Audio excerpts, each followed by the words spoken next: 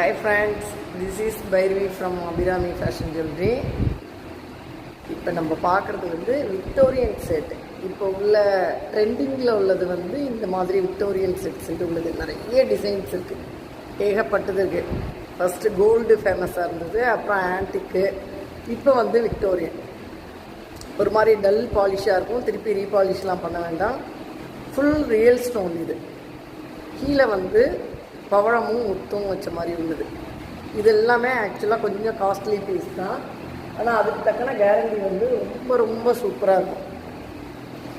இதோட ப்ரைஸ் வந்து 2950 plus shipping.